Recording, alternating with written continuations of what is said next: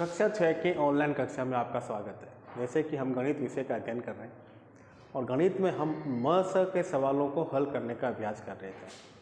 तो आज हमने जो सवाल लिए वो है कि निम्नलिखित संख्याओं का म से ज्ञात कीजिए। पहला है 18 और 60, दूसरा है 18, 54 और 51। तो अभी हमने पिछले लेसन में जिस प्रकार से सवाल किया था कि जो अंक आपको दे रखे उनको पहले आपको क्या करना है, अलग अलग अभाज्य गुणनखंड ज्ञात करना है। अभाज्य गुणनखंड ज्ञात करने के बाद दोनों के अंदर जो सार्वभौम गुणनखंड है उसको आपको लेना है। और अगर सार्वभौम गुणनखंड एक के दो या दो से अधिक है तो हम उनको क्या कर देंगे, आपस में गुणा कर देंगे। तो हम कैसे करेंगे सवाल को देखिए। सबसे पहले है 18 और 60। तो हम सबसे पहले 18 का अभाज्य गुणनखंड निकालेंगे। तो देखिए सबसे छोटी अभाज्य संख्या होती है 2। अगर आपसे 18 में 2 का भाग जाता है तो आप लगा दीजिए। मैंने आपको विभाज्यता के नियम सिखाए थे 2 से लेकर 10 तक। तो आपको समय पता करना है कि इसमें कौन सी संख्या का भाग जाएगा या नहीं जाएगा। तो पीछे देखिए इक्का एक अंक 8 है तो 2 का भाग जाएगा। तो 2 के पाड़े में 18 पूरा जाता है। 2 का भाग हम 18 में लगाएंगे तो कितनी बार जाएगा, 9 बार। फिर 2 को लिया, अब देखिए 2 का भाग इसमें नहीं जाता तो इसमें हम किसका भाग लगाएंगे, अब 2 का नहीं लगा के किसका, 3 का। 3 एकम 3, 3 दूनी 6, 3 तिया 9 और फिर 3 का, 3 एकम 3। जब तक नीचे शेष फल में 1 ना आ जाए तब तक ये अभाज्य गुणनखंड की प्रक्रिया चलती रहेगी। अब लेंगे हम 60। तो वही पीछे 0 है तो 2 का भाग जाएगा। 2 को हम 6 में भाग लगाएंगे, 2 एकम 2, 2 दूनी 4, 2 तिया 6, 3 बार गया और ये 0 उतर गया। अब 30 में भाग लगाना है तो आप लगा के देख लीजिए। अगर आप सीधा नहीं कर सकते तो पहले 2 एकम 2, 1 बार, 1 बचा 0 उतरा तो 5 दूनी 10, कितनी बार गया, 15 बार। अब 2 का नहीं जाएगा, देखिए पीछे इक्का एक अंक कितना आ गया, 5। तो 2 अब किसका जाएगा, 3 का। 3 एकम 3, 3 दूनी 6, 3 तिया 9, 3 चौके 12, 3 पंजे 15, 5 बार। और फिर 5 का भाग 5 में 1 बार। अब इसके हम लिखते हैं गुणनखंड। देखिए 18 के गुणनखंड हुए 2 इंटू 3 इंटू 3। फिर 60 के गुणनखंड हुए 2 इंटू 2 इंटू 3, 3 नहीं है, फिर इंटू 5।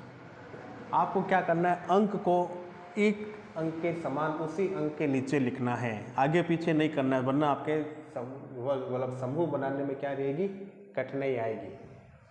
तो इसमें अंक के नीचे अंक आने से आपका समूह क्या दिखेगा, समान। एक 2 का समूह बन गया और एक 3 का बन गया। यानी इन दोनों के 18 के और 60 के अलग अलग गुणनखंडों में देखना है कि दोनों के अंदर समान गुणनखंड कौन सा है, यानी सार्वभौम गुणनखंड कौन सा है। तो देखिए एक तो 2 का है और एक 3 का है। 2 संख्याओं का सार्वभौम गुणनखंड बन रहा है। तो म से ज्ञात करने के लिए हम क्या करेंगे, 18 और 60 का म से। अब म से निकालने के लिए ये जो सार्वभौम गुणनखंड निकले हैं इनकी हम आपस में क्या कर देंगे, गुणा। तो उसके लिए हम प्रत्येक समूह में से एक एक अंक ले लेंगे, 2 और 3, और से गुणा किया। 2 को 3 से गुणा करेंगे, 2 तिया 6, और ये आपका आंसर। यानी इस प्रकार से सरलता से आपको इस म से ज्ञात करना है। अब इसमें 3 संख्याएं हैं तो सवाल करने का तरीका यही है, हम तीनों का अलग अलग अभाज्य गुणनखंड ज्ञात करेंगे और ज्ञात करने के बाद में इसको इस प्रकार से समूह बनाकर देखेंगे तीनों के अंदर एक जैसे सार्वभौम गुणनखंड कौन सा है। तो सबसे पहले 18 का, तो 18 का तो अभी हमने निकाला ही था। सबसे पहले 2 का, 9 बार भाग गया, 9 में जाएगा 3 का, 3 तिया 9 और 3 में गया 1 का, 3 एकम 3। अब 54। अब पीछे इक्का एक अंक 4 है तो 2 का भाग पूरा जाएगा।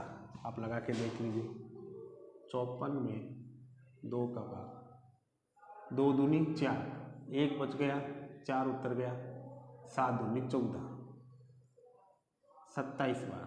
अब 2 का नहीं जाएगा, 3 का, तो 3 के पाड़े में 27 पूरा पूरा आता है, 3 9 27, 9 बार। और 9 भी 3 के पाड़े में पूरा पूरा आता है, 3 एकम 3, 3 दूनी 6, 3 3 9, और 3 समय अपने पाड़े में आता है, 3 एकम 3।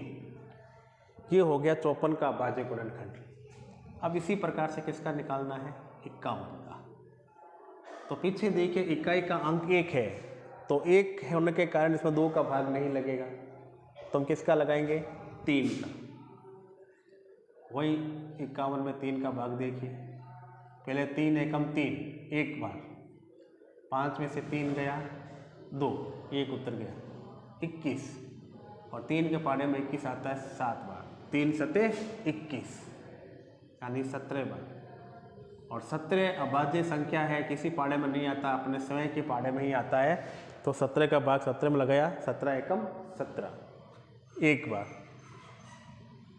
अब हम बनाएंगे इसके सार्व गुणनखंड।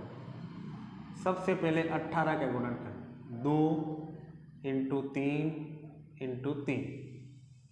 फिर हम लिखेंगे 54 के गुणनखंड, 2 × 3 × 3 × 3, यहाँ कुछ नहीं है, डैश।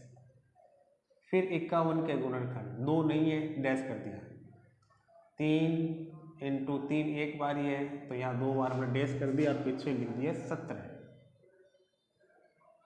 यहाँ डैश, यहाँ डैश। अब देखिए इन तीनों के अंदर सार्व गुणनखंड कौन सा दिख रहा है आपको, जो तीनों में ही हो। यहाँ देखिए 2 2, लेकिन इसमें नहीं है। ये देखिए 3 तीनों के अंदर है, बाकी किसी भी गुणनखंड का सार्व गुणनखंड नहीं हो रहा, केवल एक ही संख्या है, वो है 3। तो हम लिख देंगे अतः 18, 54 व 51 का मस, तो कितना हो जाएगा, केवल 3 ही होगा, और यही इसका आंसर है। तो इस प्रकार से आपको इन मस के सवालों को हल करना है। आपके पाठ्य पुस्तक में इस प्रकार के अनेक क्वेश्चन दे रखे हैं, आप उन्हें स्वयं हल करने का अभ्यास कीजिए। धन्यवाद।